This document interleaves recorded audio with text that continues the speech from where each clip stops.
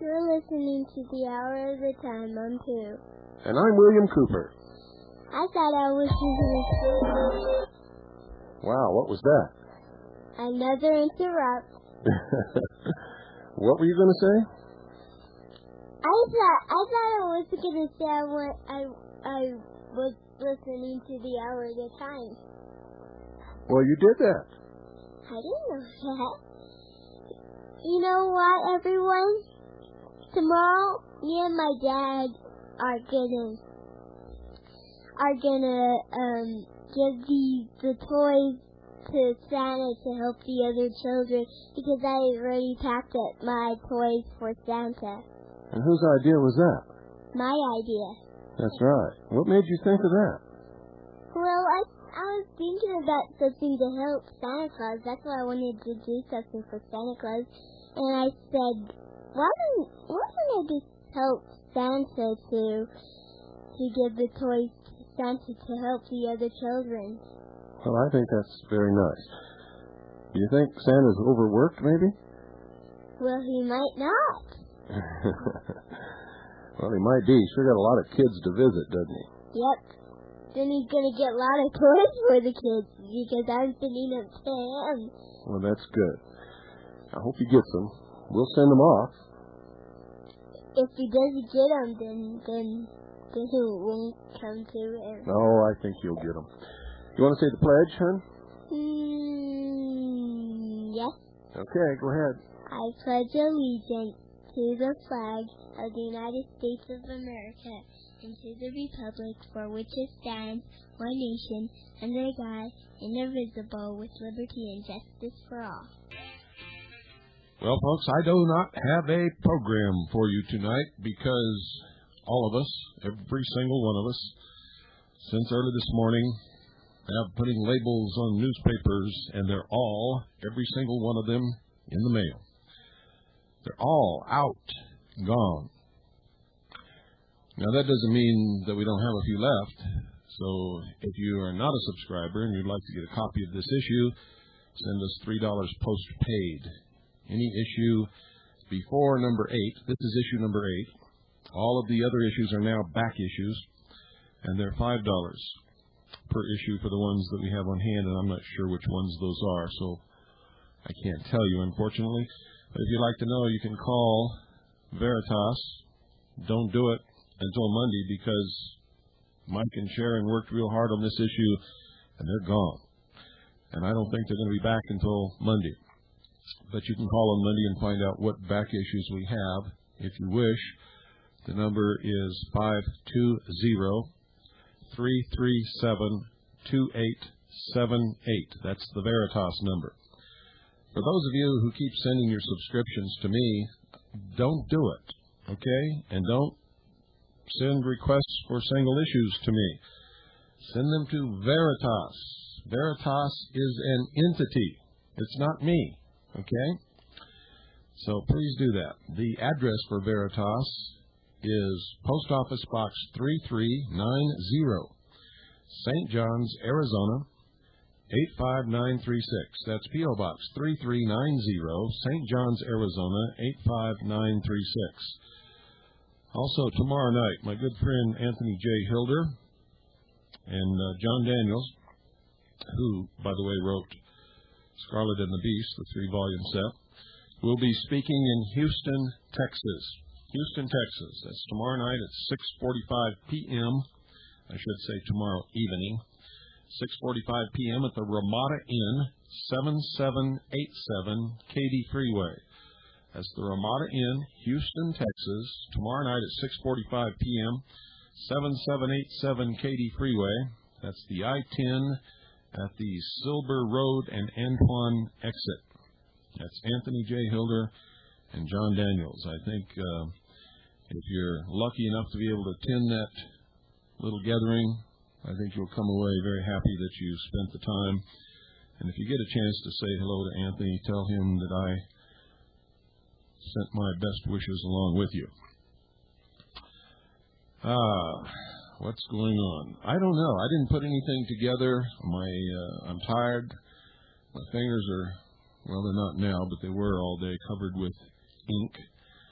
Papers fresh off the presses are a messy, messy thing to handle, let me tell you. And even poo, all day long, putting labels on papers. And it's another outstanding issue. By the way, there is an entire page of food storage ads. And this is nitrogen-packed, dehydrated food that will last for about 15 years shelf life under average conditions. And average conditions for food storage is stored on a pallet with airspace all around with average temperatures.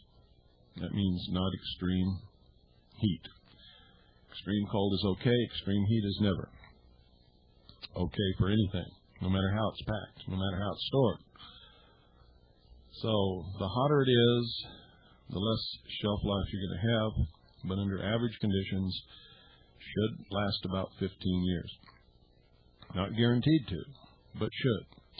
It is, and we know it will, last for 5 years with no problem whatsoever. And we managed to be able to give our Veritas subscribers and the members of CAGI and the Intelligence Service substantial discounts. For instance, CAGI and IS members get a 25% discount off the prices in that ad. The listed prices are retail prices. That's what you pay if you're not a CAGI or Intelligence Service member and if you're not a Veritas subscriber. Veritas subscribers can take 15% off those prices. And we will check. So don't think you're going to get away with it if you're not a member or you're not a subscriber sitting in for those discounts. For the family unit, which will feed 4 people for 1 year or 2 people for 2 years, very inexpensively. The retail price, I believe, is $2,800. If you take 25% off of that retail price, ladies and gentlemen, you are getting a $700 discount. Do you hear me? That's how we reward the people who support us, who do the work, who investigate, who research, and we even make discounts possible for our subscribers to the newspaper Veritas, simply because we think it's important. And 15% off those prices is a pretty hefty discount also. So anyway, I thought I'd pass that on to you so that you don't brush by that page. Make sure that you look at it. And if you aren't prepared with a food storage program, you might want to give some serious thought to acquiring some of the merchandise listed in that advertisement. It's Ready Reserve Foods. We work very closely with Jim Newman, who's a wonderful fellow, by the way. And together with his desire to help out and our desire to help you out and also our desire to support our operations and be able to continue, we're able to make you those offers. I hope you take advantage of them. We're going to take calls tonight because I don't have anything to talk about. I am tired. I don't want to exert my my brain any more than I have to tonight, so you guys can do the talking. And I don't care what you want to talk about. We'll talk about it. So the phones are open. The number is 520-333-4578. That's 520-333-4578. Good evening. You're on the air. This is Jeffrey from New Orleans. Hello, Jeffrey. I just got your letter today. Good. I've just been reading or hearing your series about NASA Mooned America. Uh-huh. And this is one area where I begin to ask some questions of a different type. because I am the beneficiary of what NASA did in 4 areas. And I think I should explain to people what these areas are since they affect my blindness. First of all, the area of converting light signals into sound has been an area where NASA has been very, very strong. This comes into play especially for blind people who need to identify money. In the past, before the development of money identifiers, in businesses, blind people could easily be shortchanged by unscrupulous people who would come up and tell them that they were giving them $10 bills and $5 bills when actually they got $1 bills instead. And that happened quite a bit over the years. Oh, a lot. Until 1977, when NASA engineers developed a light probe device that actually could tell blind people what money was for this reason. NASA people found out that the pictures on the back of the bill had a pattern which could be converted by sound into a code that would tell blind people what a $5 bill, a $10 bill, and a $20 bill was. And I benefited from that since I used to be in business and use light probes and so on. Mm-hmm.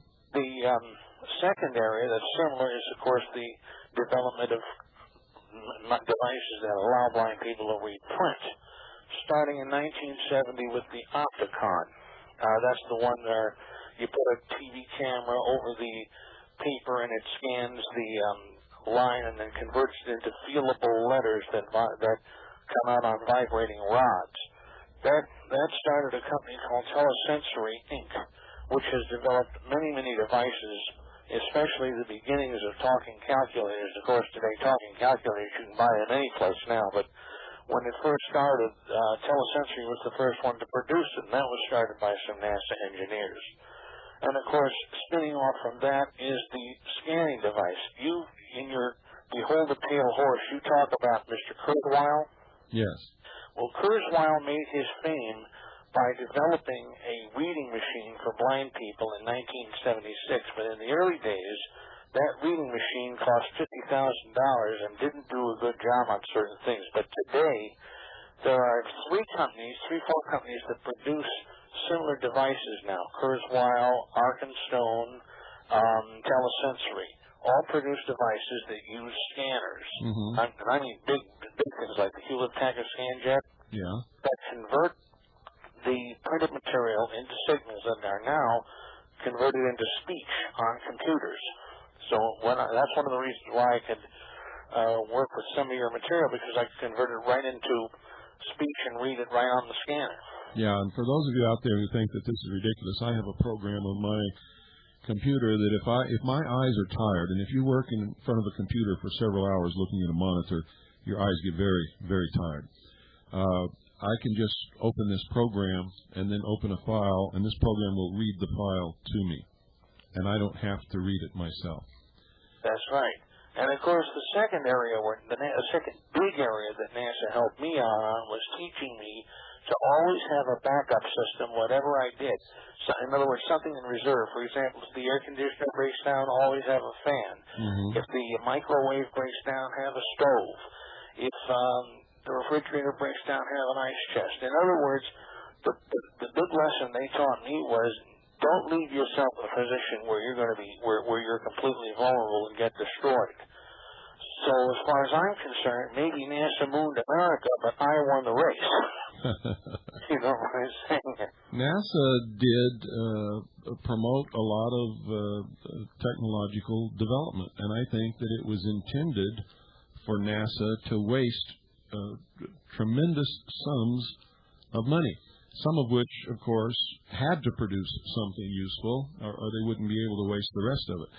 And absolutely, a lot of the miniaturization in electronics and other things, hydraulics, in pneumatic systems and air conditioning and things of that nature, computerization, were developed by NASA. So you're absolutely right. But the point, we're not trying to belittle any of the good accomplishments that came out of the so-called space race.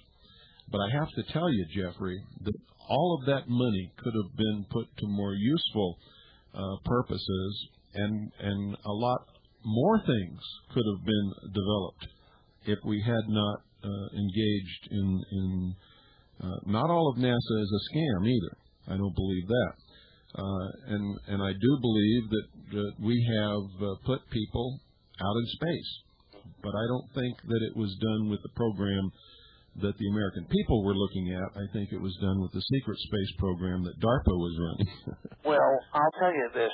The way they did it, or the way they told us they were doing it to go to the moon, was not the way that was originally proposed by a German rocket engineers, especially a fellow named Willy Ley. I don't know if you remember him. Willy Ley was one of the ones who came over after World War II. Yes. What he suggested was that first we build space stations out in space, and then from there go to the moon, rather than try to do it the way we did, where we, and I'm using NASA's own idea, where they came out and then separated and reconfigured the booster, etc., into the space Apollo capsule. Now, I will tell you this: I did have eyewitnesses who did see the Apollo flight to and from the moon, where NASA told you the Apollo rockets would be. Mm-hmm. So again, if there was fake pictures, of course I can't dispute it because I could never see it.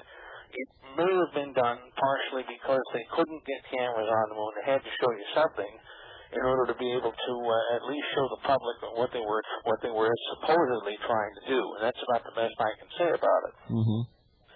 But I just figured I'd call in to try to balance out, because there may be people out there who get the impression that NASA was a complete waste of time, which I don't think it was. Well, in some areas it wasn't, but I think in the tremendous amounts of money that were put into NASA for what came out of it, it was a scam that should not be allowed. It should not be overlooked. It should not be forgiven. It should not be allowed to happen again. Well, we got to get the politics out of it and get government away. That's the real lesson of the thing. That's right. Okay, thank you. Thank you, Jeffrey. Like I said, I've told you many times, and people misinterpret what they hear on this broadcast. I've never said that we didn't go to the moon. What I've said is I don't think that NASA is responsible for putting us on the moon. NASA may have sent rockets to the moon. They may have sent astronauts to the moon. If they did, why did they fake all the photographs? Why are the photographs faked? Why would they do such a thing? Why is a lot of the science that they've given us phony? Why do they have on development in NASA, on the drawing boards, a Mars airplane when they tell us that there's no atmosphere on Mars that would support an airplane in flight? All of these kinds of things blow it. I mean, it just blows them right out of the saddle. If they had told us the truth all these years, then there would be no problem, even if they wasted money.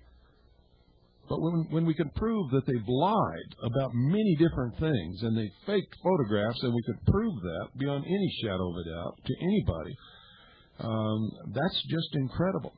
There's no justification for that kind of a thing. Good evening. You're on the air. Hi, this is Bill in Gilmanton, New Hampshire. Hello, Bill. How you doing? I'm new to shortwave, so you have to forgive my ignorance. Well, we only have one rule. We don't care if you're ignorant as long as you're not stupid. Try not to be. I was married once. That was enough for me. I guess I'm not stupid anymore, huh? Well, I don't know. I've got a happy marriage, and so do a lot of other people that I know. The other night, you got a bit worked up about somebody calling you, or a couple people called you, and they didn't fully understand what your show was all about. Mm-hmm. Could you occasionally, or at least once, for my benefit, if nobody else's, re-explain what your show is all about, where you stand, and what you're up to? That would be a lot of help, I think, for a new shortwave. Well, the problem with that is we get new shortwave people all the time. Yeah. And I don't like to repeat things all the time. I do it usually, I don't know, every 2 or 3 weeks. You do? Oh, yeah. Okay, because I've been listening for longer than that, and I've only heard little bits and pieces of your standing and this and that, and I'm trying to put it together in my mind, but...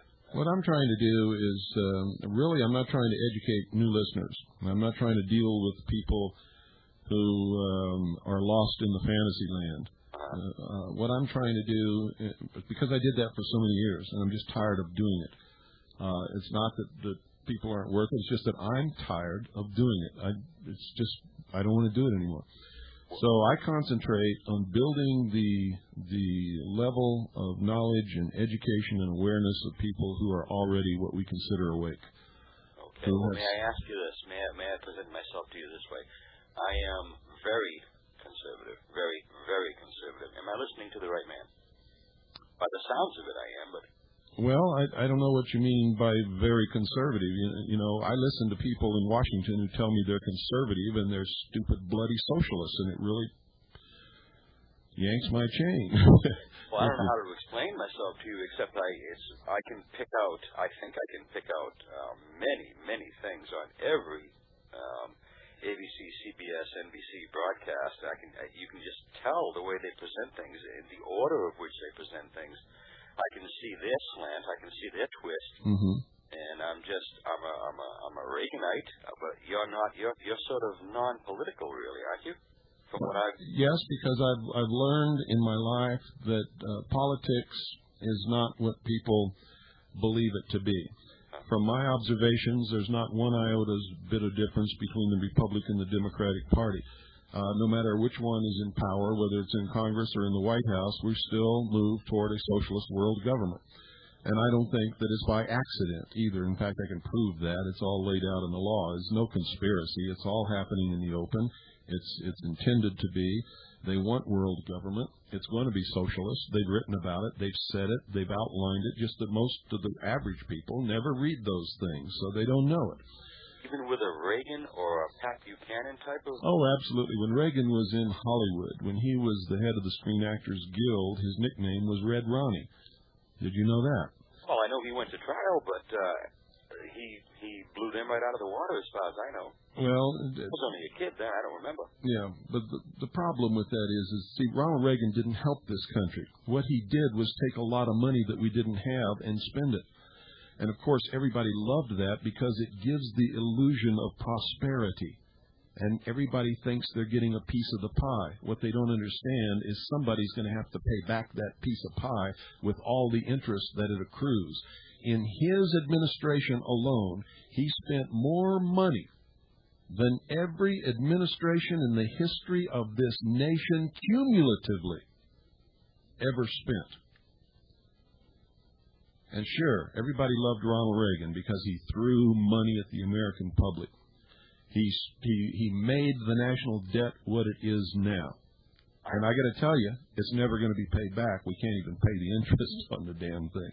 So, Ronald Reagan sounded nice. He was a great storyteller.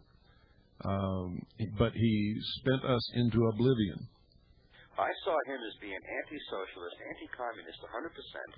I saw him at that time as being the savior, or the beginning of saving our country. And you're telling me I'm dead wrong. Well, I'm not telling you were dead wrong. I'm telling you that I believe that man destroyed the chances of our children and grandchildren and great-grandchildren of having any kind of a good future, because as the debt continues to escalate because of the interest that it accrues, they're going to have to pay it all back in some manner that they can't even afford. Right now, today, my family share and your family share of the national debt is over $60,000. Can you afford that? No. No, of course not. Well. and you can thank Ronald Reagan for that. Well, golly, been nice talking to you. Evening. I thought, honest to God, there's so much to learn. There's just so much to absorb. Yeah, there is. If you really want to know what this program is all about, here's what I try to do. I encourage everybody to listen to everyone, read everything, believe nothing unless they can prove it. And that includes me. I'm trying to dig up the truth and to relay as much of that truth to the American people as I can, whether it doesn't matter who it hurts or helps, even if it hurts me. In other words, if the truth supports liberalism tonight, then I'll support that portion of liberalism tonight. If the truth supports conservatism tomorrow, then that's what I will support tomorrow. whatever the truth is what I'm going to support. I'm not going to support anybody's agenda. I'm not going to support any political party except the political party that furthers truth and liberty for all people of all religions and all races and all colors and all creeds. That's what I support. And that's what I care about, and that's what I'll give my all to. I can only agree with that. But just one last question before I let you go. Sure. Have you heard the Rush Limbaugh kook test? I have to tell you right up front, I passed that test with flying colors. I only answered no to one of his 10 questions. Are you familiar with his kook test? I heard it one day, and while I was traveling, I listened to Rush because he makes me laugh. And he does uncover some rocks once in a while, but he never really identifies the real enemies or gets to the real problems. He never discusses anything about the Federal Reserve, about our money system, all of those things that he should be talking about. And he's said over and over again, and he's been very honest about it. He says that he's an entertainer.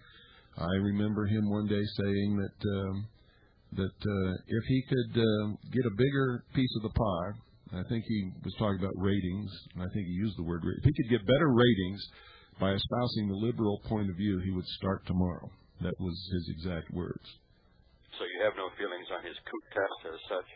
Well, I remember hearing it, but I don't remember exactly what it was. I didn't. Oh, do you believe in black helicopters, and do you believe in conspiracies and this and that? And I believe in all of those. I think they're all going on. It's how much more obvious can it be that there are conspiracies when you watch the news? Oh, absolutely, I believe in all of those things. I've seen the black helicopters.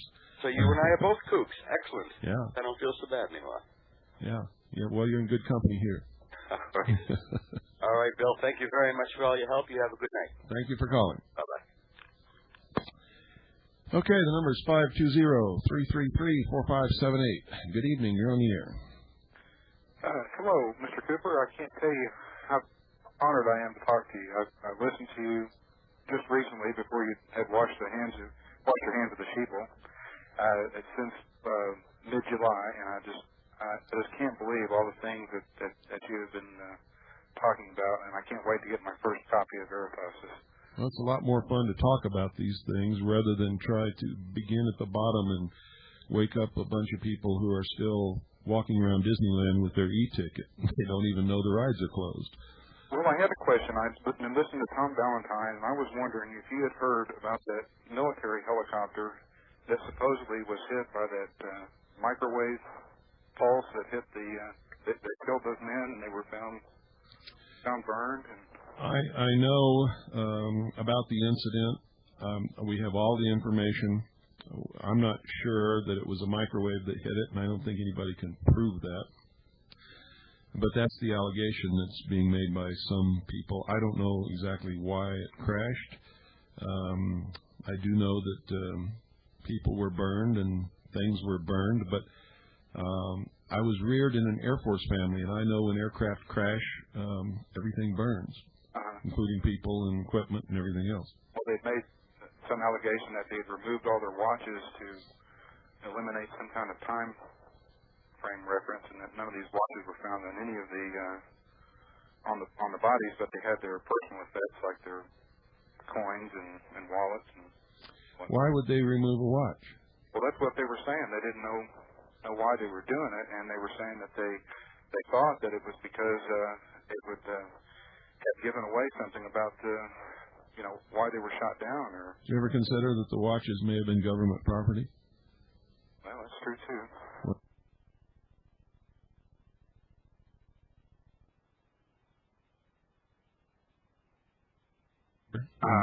That's a consideration. I don't know whether they were wearing watches they bought or government-issued watches. I don't know. Okay, sir. Well, I do appreciate your time, and I look forward to getting my copy of Veritas, and God bless you. Thank you very much, and thank you for calling. I'm not trying to throw a cold towel over, what you heard on Tom Valentine. I wasn't listening to it. I don't know what was said. But I do know this. We've looked into these allegations, and I'm not saying that they're wrong. I'm just saying that whatever happened is not really known by anybody. Good evening. You're on the air. Good evening, Bill. I'm calling from Bakersfield. Mm-hmm. got a comment and a couple of questions. I appreciate your daughter being on the show every once in a while. I think it brings a different feel to the show. It helps us all, it reminds us all that there's something more than this present generation. For those who say, yes, this may be coming true, but not in my lifetime, which I've heard 100 times. Our families, of course, are the reason we're in this fight, I think.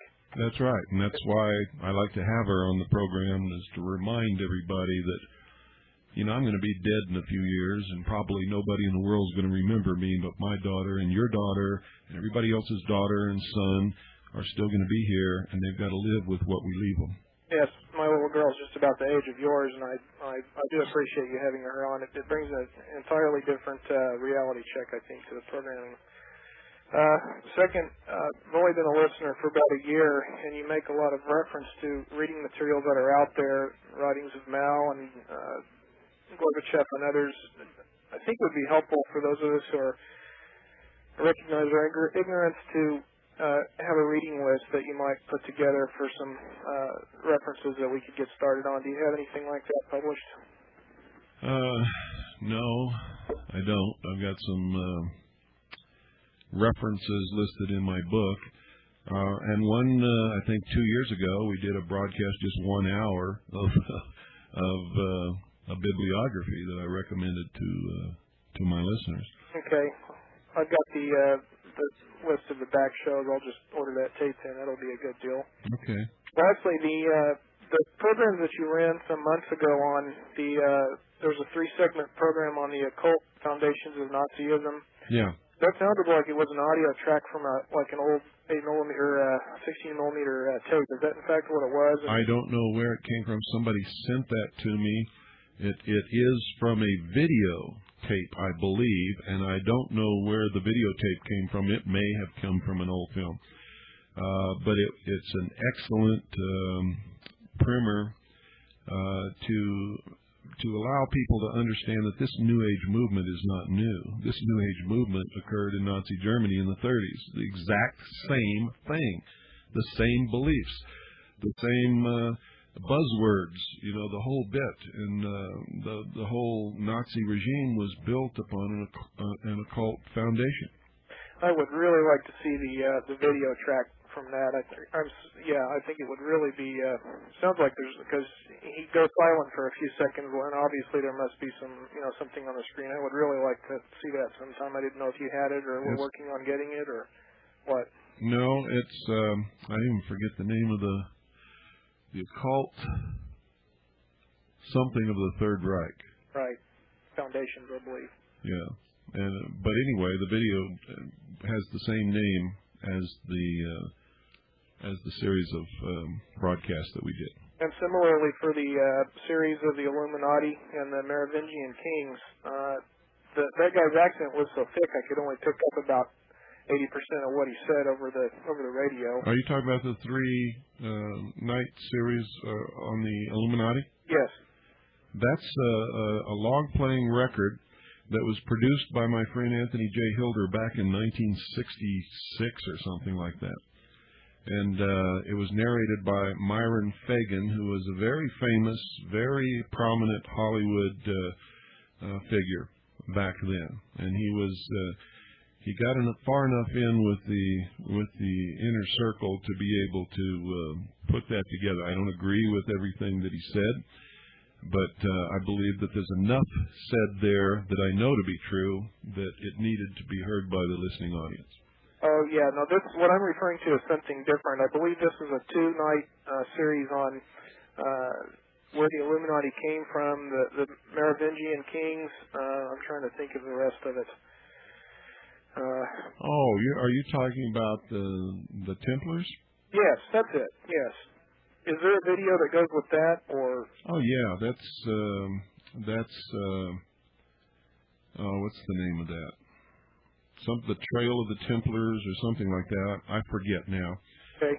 But we used that at our convention, at our seminar in St. John's this year, and then we did 2 nights on the air with it, which gives you a background into the history of the beliefs of these people concerning the fact that they believe that Jesus didn't die on the cross, that he did produce children with Mary Magdalene. The children were brought to France and produced the bloodline of the Merovingian kings, and Mary Magdalene and her children were brought to the continent by Joseph of Arimathea, who also was supposed to have spirited out of the Middle East the Holy Grail, or the cup that Jesus drank out of at the Last Supper, and all of these things. Most of it is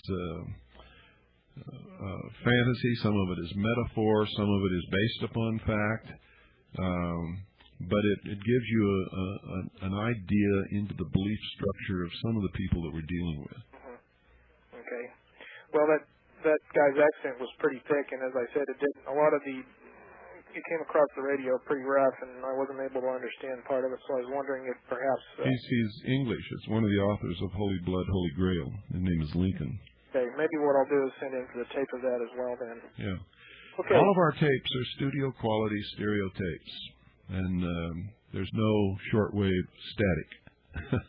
Well, even across KDNO once in a while there's some, it's not static, but there is some almost overmodulation or some kind of interference that renders the signal a little bit rough at times. So, great. Thanks very much. You're welcome. Thank you. Thank you for calling.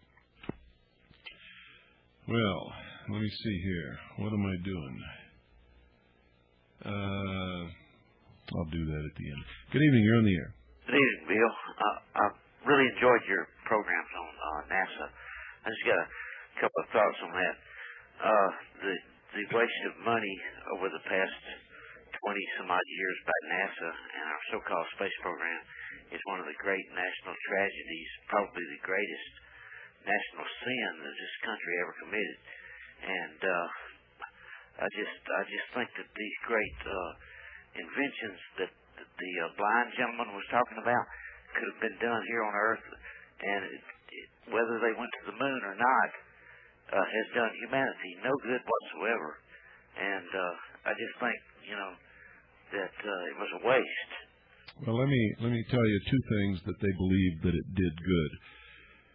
It gave man a look at where he lives from the moon, thus creating the conscious realization, is the way they put it, that we all live together on one planet, and therefore we should drop all of our national boundaries and all of our divisions and come together under one world government.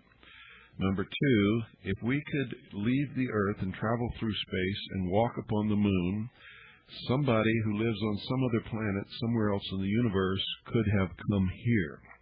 And it supports the premise that we're being visited by extraterrestrials from some other planet who are vastly technologically superior to us and therefore represent a threat. The threat, in order to be countered, has to produce a world government to speak for planet Earth and to meet that threat. Just as Gorbachev and Reagan agreed to defend Earth in the case of an invasion, that was part of the whole plan. That was all part of it. And anyway, it's just, to get tennis shoes and orange juice, it was a heck of a waste of money. Thanks, Bill. You're welcome. Appreciate it. Thank you for calling. The number is 520-333-4578. If you'd like to get in on this little discussion. Good evening. You're on the air.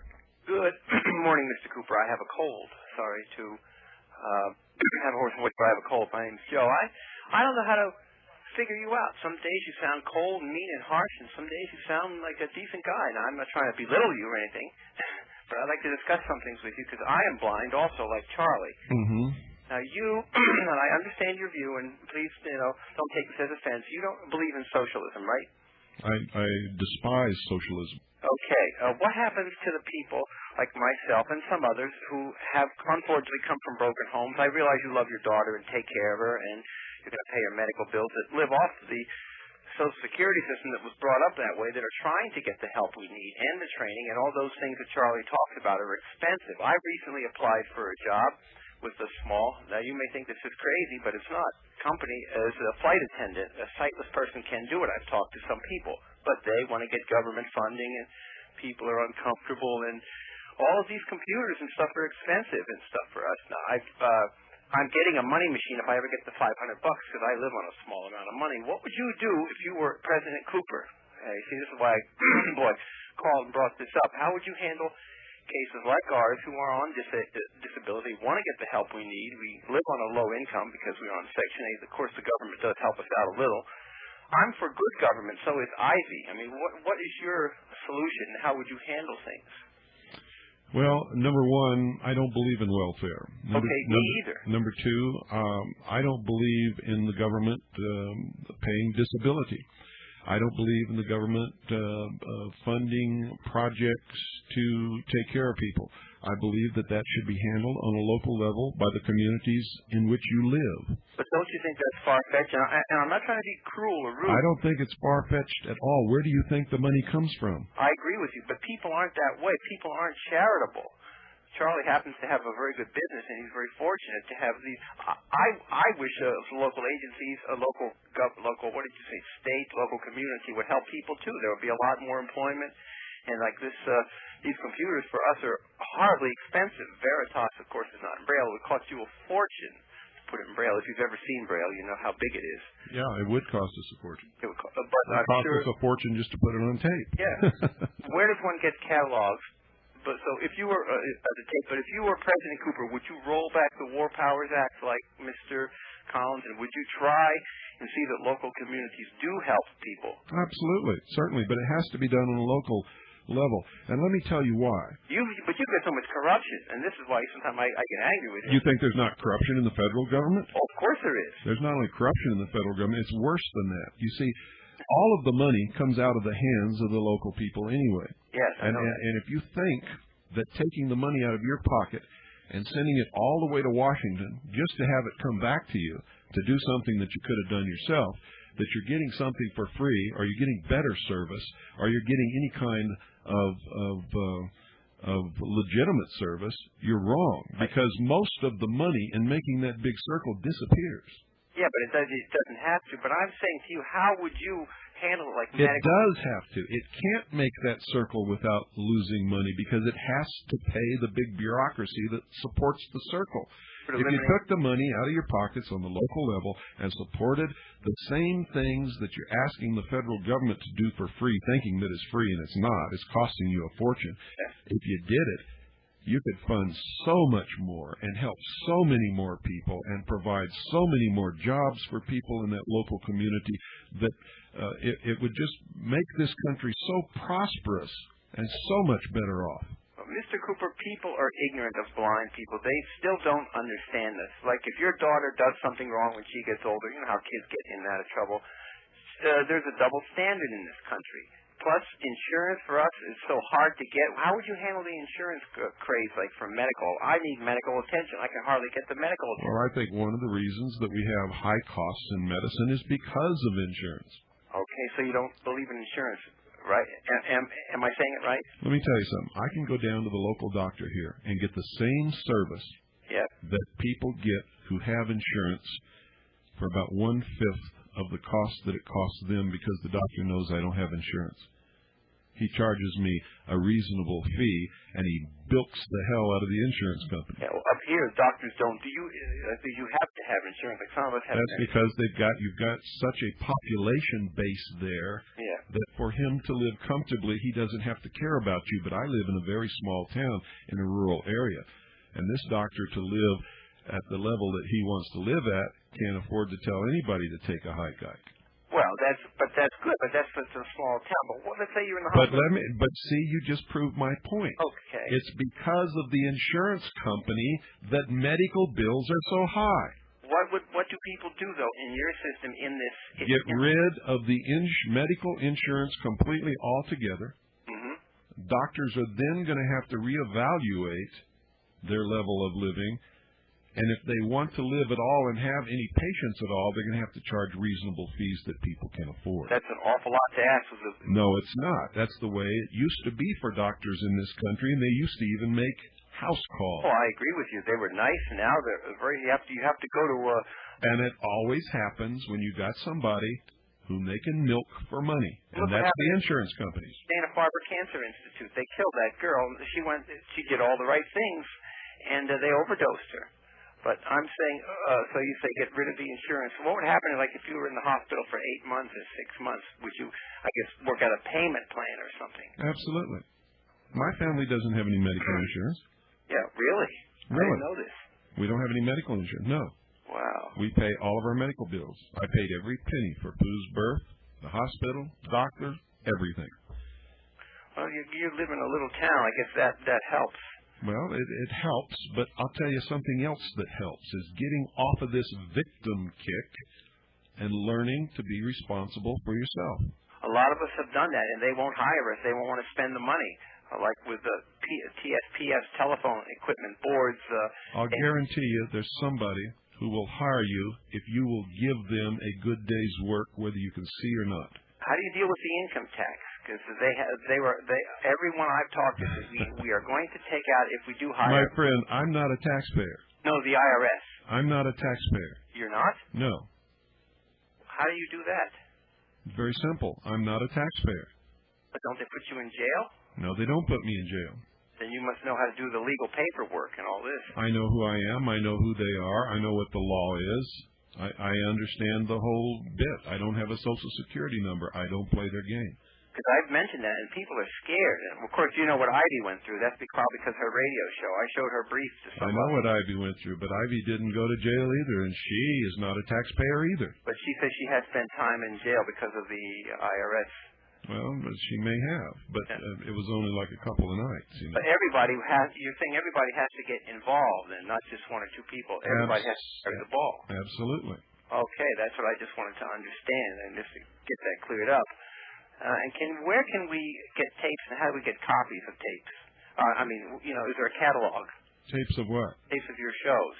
Oh, send us $1 in a self-addressed stamped number 10 size envelope, and we'll send you a list of materials and tapes. And are they videos and audios too? Some of them are, yeah. And where do we send this to? Send it to P.O. Box 1420. Do we put attention? No, just send it to the Intelligence Service. Okay. If you send a check or money order, make it out to Annie. Yep. And send it to the Intelligence Service, P.O. Box 1420.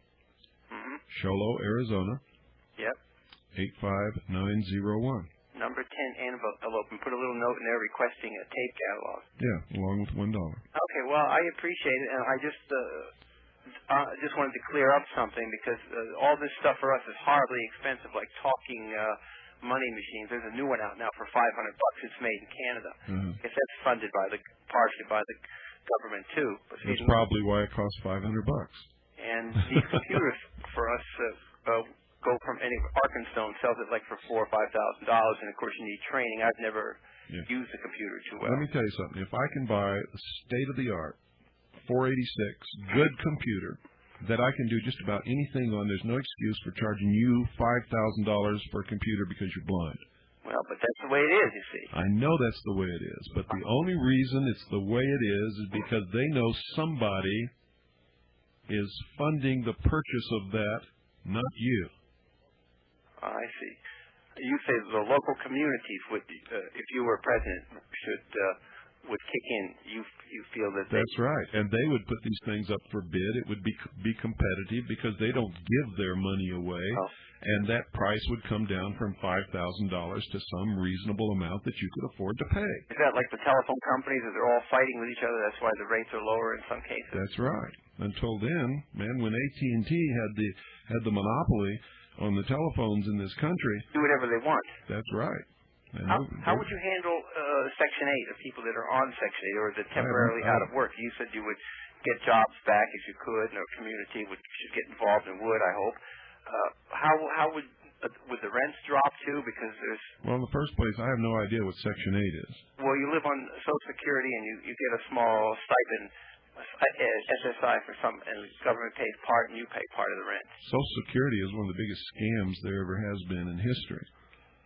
They're telling you that if you pay into this fund... Well, this is SSI, social supplemental income. Okay. Where does that come from? Disability, I think. I'm not sure. The But, Social Security but where does the money come from? the government. Oh, people. People, that's right. That's all right. All right. But, you know, I'm sick now. I'm getting it for free. The government's going to take care of it. The government's not taking care of anybody. You're taking care of yourself, and you've been scammed into believing that the government is taking care of you. But the only thing wrong with it is by the time you give the government the money and any portion of it comes back to you, most of it has disappeared in the bureaucracy. Do you know that if you get hired at $6 or they start you off at $5 or $6 an hour, they will take some of that money out of your SSI check so your rate will be lower and your rent will increase? That's why if they hire you, they should pay you a good wage so you can pay. Because my rent, some of our rents will shoot up to $600 or $700. That's the way the system works. If small businesses and companies and corporations didn't have to pay all that they have to pay to take care of the requirements of the government in running their business and paying taxes and bilking you out of money to send to the government, they could afford to pay a decent wage. And then people would be employed. Would you get rid of the FBI or Secret Service like Mr. Collins would? He would try and get rid of them. Absolutely. There is no constitutional justification for either one of them. Not only that, but I have a deep suspicion that the Secret Service is not what it pretends to be. It is not listed in the law as an agency of the Department of the Treasury, which they claim to be. Yeah, I know. And if they were, they would have to be listed in the organization of the Department of Treasury in the law, and they're not. David. So maybe they belong to somebody else, and maybe the president is really held hostage by these. David Hinkson feels that they killed Kennedy. They were involved in the killing. I don't know whether you hear him. He's on after. I have no doubt about it. I was the first one in this country that ever made that statement.